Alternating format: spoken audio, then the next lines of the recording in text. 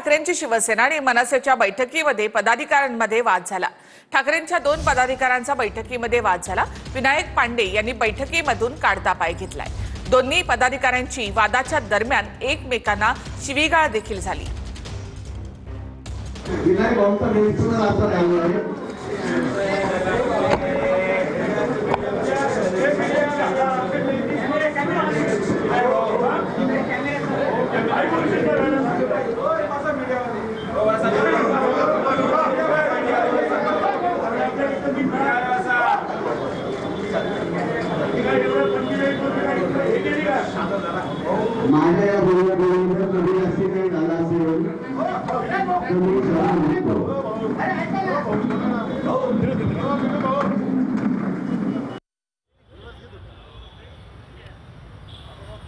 तर नाशिकमध्ये विधानसभा निवडणुकीतील प्रचाराच्या मुद्द्यावरून हा वाद निर्माण झाला।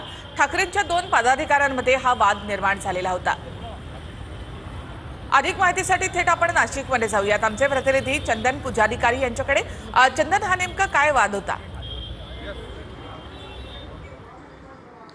निखिला, खरं तर आज नाशिकमध्ये ठाकरे गटाच्या शालिमार इथल्या कार्यालयामध्ये मनसेना आणि त्याचप्रमाणे ठाकरे सेनेच्या पदाधिकाऱ्यांच्या बैठकीचं आयोजन होतं। शहरातल्या खड्डे असतील, गुन्हेगारी असतील या विषयांवर एकत्रित आंदोलनाचा इशारा जो आहे तो या बैठकीत दिला जाणार आहे। या बैठकीदरम्यान माजी महापौर विनायक पांडे आणि ग्रामीणचे जे ठाकरे गटाचे संपर्क प्रमुख आहेत जयंत दिंडे यांच्यात शाब्दिक बाचाबाची झाल्याचं बघायला मिळालं। खरं तर विधानसभा निवडणुकीमध्ये ज्या पद्धतीचा प्रचार झाला तो तळागाळापर्यंत पोहोचला नाही असा एक मुद्दा जयंत दिंडे मांडत होते। मात्र जर असा प्रचार झाला नसता तर वसंत गीते जे त्यावेळेसचे ठाकरे गटाचे उमेदवार होते त्यांना एवढं भरभरून मतदान झालं असतं का, अशा पद्धतीचा आक्षेप जो आहे तो विनायक पांडे यांनी घेतला।